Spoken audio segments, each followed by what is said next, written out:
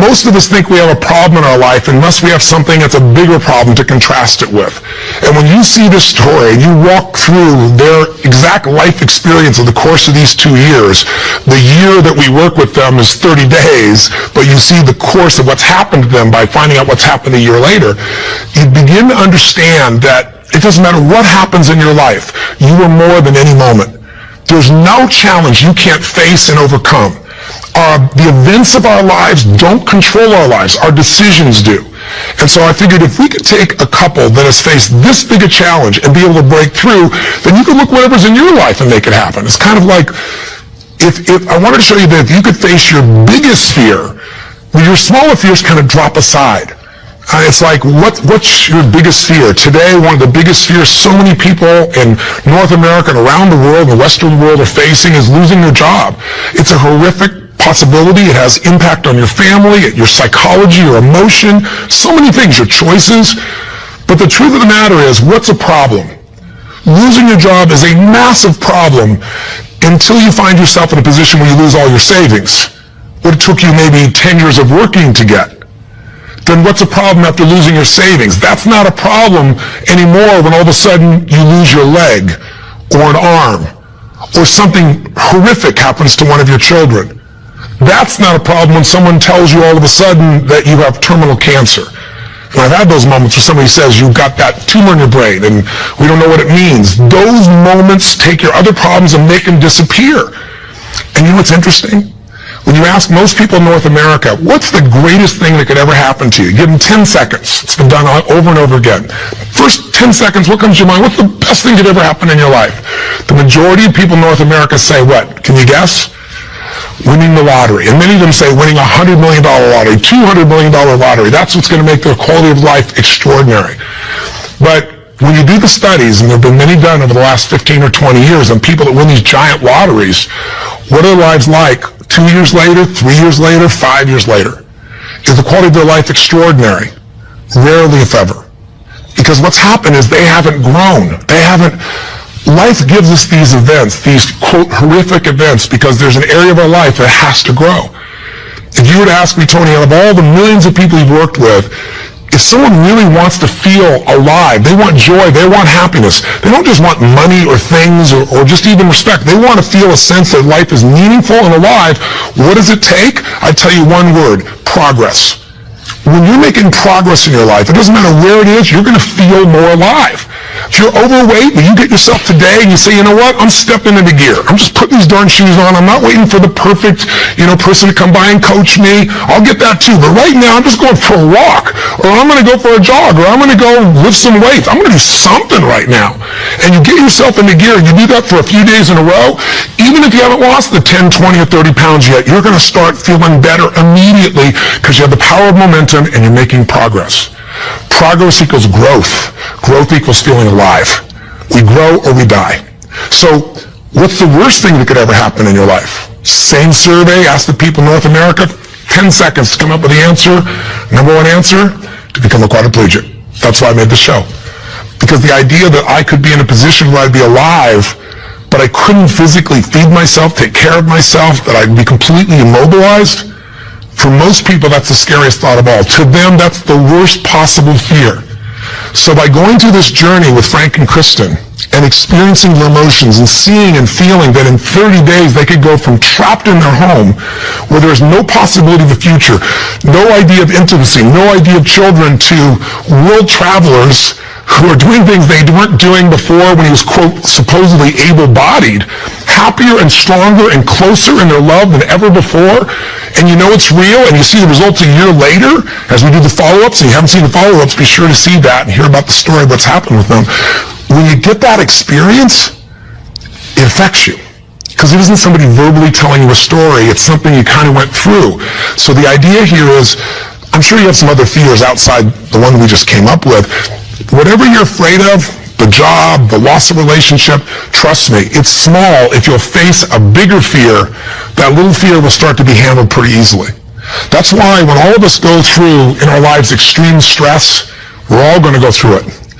You're going to have a home burned down, or something's going to happen to somebody you love, or someone's going to pass before you're prepared for it, which is almost always. Or you're going to find yourself in a financial situation that feels like you can't turn it around. Or you might feel like personal character assassination, or maybe you get mugged, or maybe you get a terminal disease. We all will face multiple times in our life extreme stress. The difference in people's lives is not what we face, it's what we do with what we face. You can take yourself from a place where in the face of absolute total tragedy, you triumph. But it requires making some new decisions, taking some new actions, and mastering a part of yourself that can unleash all of your power and abilities as a human being. That human spirit, as corny as it sounds, can be channeled in a very specific way. And if you do, the game of life changes. So I'll give you another example outside Frank and Kristen. A friend of mine who just passed recently, he's always been a deep inspiration to me. His name is Art Berg. And Art's a guy that was a young man, good-looking, strong, athletic. He lived in Utah.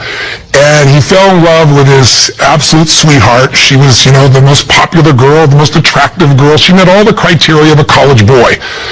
And his buddy here driving across the state to go to where he's going to get married, and he falls asleep in the back seat while his best friend is driving, and his best friend falls asleep in the middle of the night as they're driving. My friend Art Berg woke up rather intensely on the desert floor with the car upside down, his legs trapped beneath it, and unable to feel anything. He became a quadriplegic in an instant. His friend actually was beat up but actually survived. Now, what do you do in a situation like that? Well, the first thing most people do is they want to curse God or they want to curse their friend. It's not their fault. Most of what happens in our lives is not our fault, but what we do with it is going to determine the quality of our lives. Sometimes it is our fault, let's be honest. But lots of times, events happen. Stuff happens, or whatever word you want to place stuff with. You know what I'm talking about. But what's different about this man is he made a different set of decisions. On that day, he said to himself, you know what? I got two choices. I can live here in the dirt and live and suffer the rest of my life what I've lost, or I can figure out how to maximize what I have. He developed this mindset. His mindset was, before the accident, there were about probably 10,000 things I could do. After the accident, he said I could probably do 9,000 things. Before the accident, I was probably not even doing 500 of those things. I'm going to do more while I am now. And he did. He became an entrepreneur, started his own bookstore, and became very successful. He married the same childhood sweetheart because this man was so inspirational to be around. It didn't matter what he was in a chair. She loved him. He had 2 children, one of the greatest gifts of life.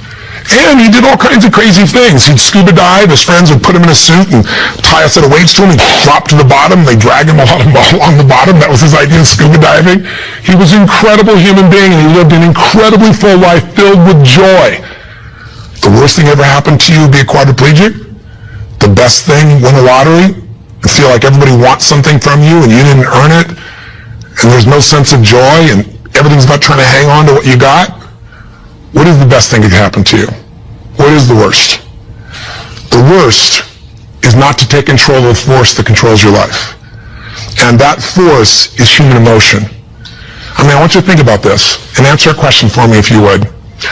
What really changed Frank and Kristen's quality of life? What changed them? You can see the change. You can see it even more a year later, that it's continued to happen. What made the change possible? Did you get it? Did you see it? The answer's simple. We changed the emotional pattern that was controlling their life. And you and I have emotional patterns that are controlling us right now. Whether we're aware of it consciously or not doesn't matter. It's the force that is shaping you. It's shaping your relationship. It's shaping your finances. It's shaping your career. It's shaping the amount of joy or unhappiness or suffering or excitement you have right now in this moment. But it's an invisible force most of us never take a look at. You might want to take a look at it right now through the eyes of what we did with Frank and Kristen. Now, what was the emotional pattern that was dominating them at the beginning of the show? You could feel it, couldn't you? And there was this feeling of death, that there was no future. Probably the most common belief system in people in North America and now in Europe. 60% of Americans now believe that the future is going to be worse than the past for themselves and for their kids. 70% of Germans and Europeans, I think it's 80% according to the Pew study recently in France. Around the world, we're starting to believe that circumstances control who we are. Don't get me wrong, circumstances play a huge impact. Events play a huge impact on your life, but they're not the ultimate determining factor. The force of human spirit or emotion is it. With the right emotion, you can unleash things you could never dream of. And I know you know this is true. So take a look. Let's analyze. Where do these two live after the accident? Well, where would you live if you were Kristen? I mean, you've lost your future, supposedly. There's no intimacy. There's no chance of children. You become the full-time nurse to your husband who you love, but now you're changing his catheter every few hours. You're afraid to leave the house because you're afraid, what if he falls over? He may stop breathing. I mean, there's no life. So she goes from the emotions of feeling depressed for the life she's lost to feeling angry. I call it a crazy eight. We get tired of feeling sad, and then we'll get angry for a while, and then we beat ourselves up for being angry at ourselves or God or our partner, and then we get all depressed again. It's a common pattern. You don't have to have something like their event happen in your life to get stuck in a crazy eight. But interestingly enough, she's living in that place, and now what's Frank doing? Frank wants to help his wife, but he's got a limitation we got to break through. He's got a belief. All breakthroughs start with a change in your beliefs. Because once you believe how something is, that means you're certain that's how it is. If you're certain it can't change, you're right, it can't. I can't convince you. No one else can convince you. And Frank's thinking, I'm helpless, and I've harmed my wife. And he's living with the emotions of guilt and sadness and depression. And when he's tired of that, he gets completely overwhelmed because he says, if I just would have not jumped in, or if I would have jumped in a different spot, or a million other things, if they were different, then I wouldn't have destroyed my wife's life. Instead of saying, my wife needs me right now, and I don't give a damn if I'm trapped physically in this chair, my soul, my spirit's going to reach her. That's my assignment, to get him to remember that power. To not only get him to remember it, but to get him to use it and shift his life. And that's what we did through this process. How? Well, the process really was giving him a series of experiences that would change his entire belief about who he is. I could try to tell him, oh, here's what you can do. And yeah, I'm 6'7", and I obviously have use of all my appendages. Easy for me, right? But if I get him to have some experiences, like I bring him to Fiji, and I show him he can get out of the house, more than the house, become a world traveler, and go through all the challenges that are part of that. But if you watch our little section of the story behind the story, you'll hear some things that weren't in the show about that, by the way. But I get him to travel to Fiji, and the first thing I got to do with him is I got to get him to experience, not know intellectually, but experience he can make a difference for his wife. He is not helpless. She needs him, and he can transform her. He can take her from crying, sad, out of control, angry, to laughing and giggling and feeling love that fast. It's a beautiful moment in the show if you watched. And all it is something called presence. Something if you're not clear about, do some homework, follow up with us or someone else, figure out how to create that, because that's what changes relationships. Presence. It works. And Frank starts to understand, not verbally, but by his own experience, hey, I don't have to live in that sadness or that feeling of being unworthy or that feeling of being overwhelmed. I can matter. I can matter to her. I don't have to be the person she just takes care of. It was a huge shift in the experience.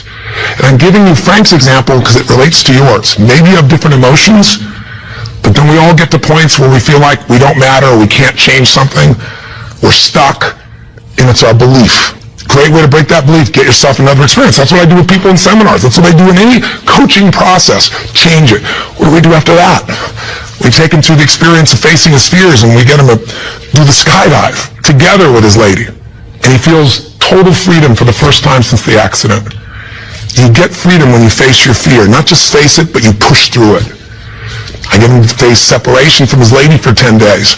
Get him to be in a room with Olympic athletes who couldn't move across the room. He couldn't move across the room, but now they're incredible, and he feels like he's not enough, and he has to push through that.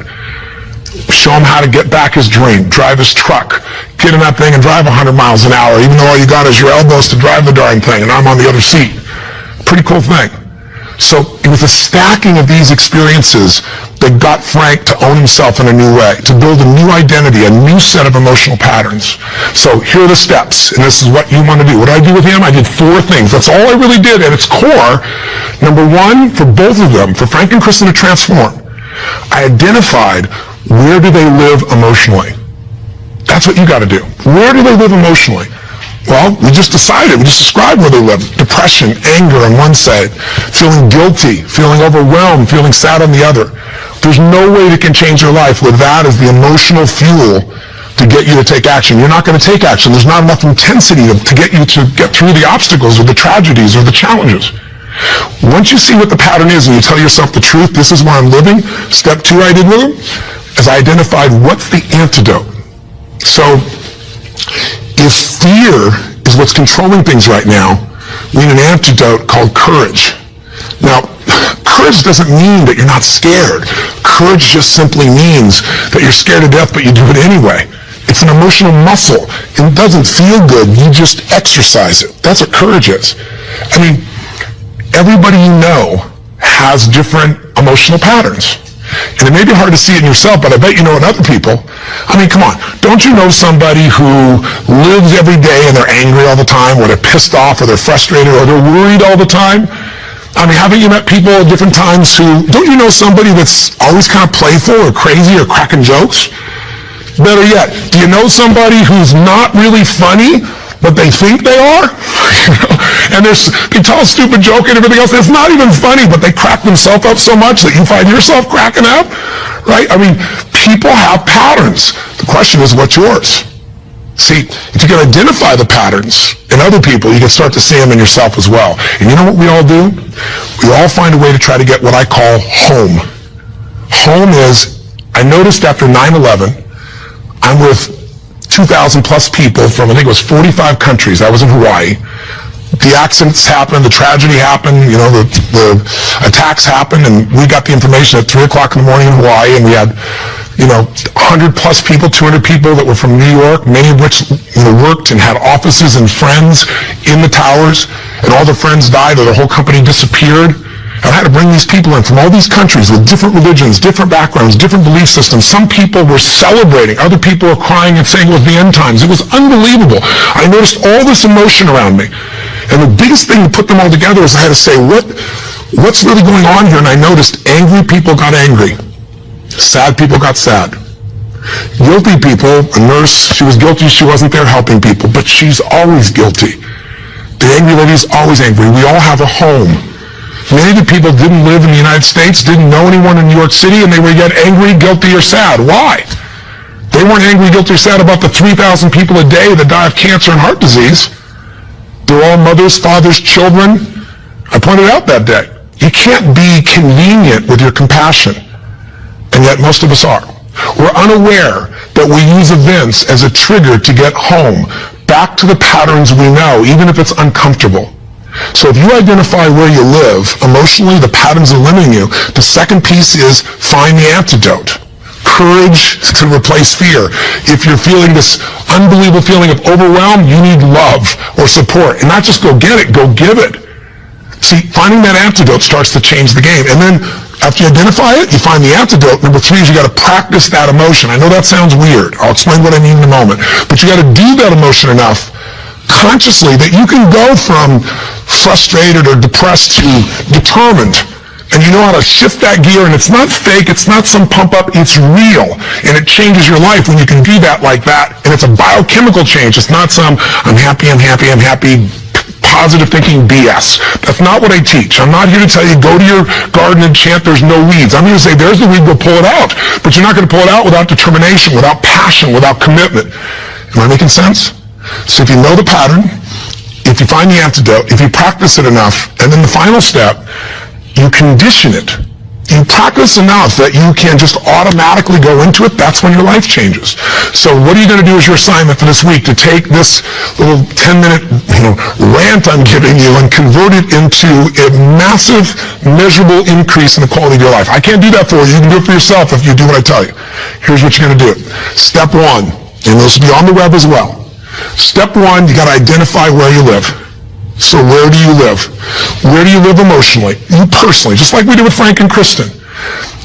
There are thousands of emotions. There's 4,000 words in the English language, I should say, for different individual emotions. I did the research on it years ago. I'm going to have you take out a piece of paper, pen, take out your notebook, computer, get a page. On one side, one column, write all the emotions that you experience at least once a week that empower you in some way. Love, passion, excitement, creativity, whatever it is. Peace, determination, I don't know. What are yours? I want you to write the emotions, though, you don't experience once in a while.